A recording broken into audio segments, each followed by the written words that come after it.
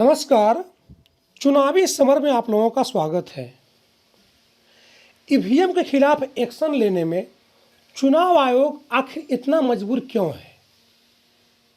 वैसे इस मुद्दे पर हम कई बार चर्चा कर चुके हैं और जब तक ईवीएम बैन नहीं हो जाता तब तक हमारी चर्चा यूं ही चलती रहेगी। दरअसल चुनावों को लेकर सारे फैसले लेने का अधिकार भले ही चुनाव आयोग के पास हो, लेकिन आयोग ईवीएम के मुद्दे पर बिल्कुल मौन है।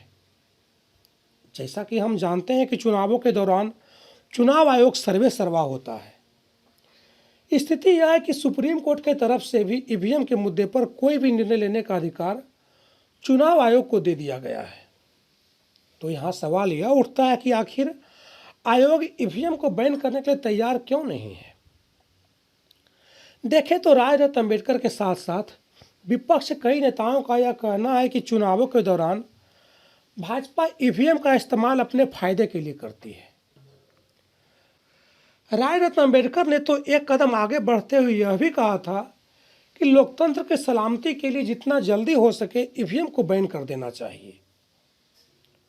उन्होंने कहा था कि ईवीएम के वजह से जनता के लोकतांत्रिक अधिकारों का हनन हो रहा है।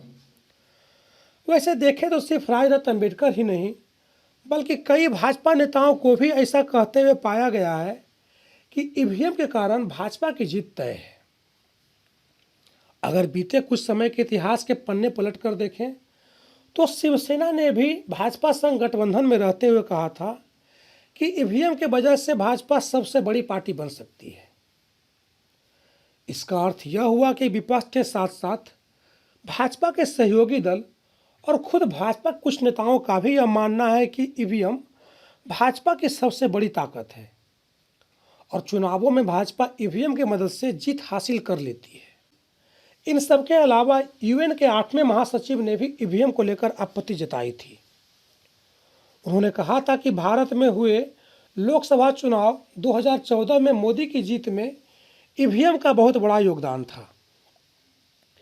यानी कि उन्होंने इशारों में यह बताने की कोशिश थी कि वर्ष 2014 में ईवीएम में धांधली करके भाजपा केंद्र की सत्ता में आई थी।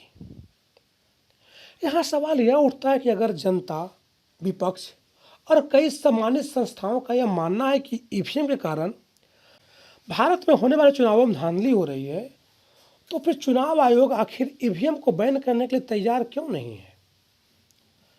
ऐसे में लोगों ने चुनाव आयोग से गंभीर सवाल किए हैं कि क्या आयोग को भाजपा से सहानुभूति है या फिर आयोग मोदी और शाह जैसे नेताओं से टकराने से दूर भागना चाहता है।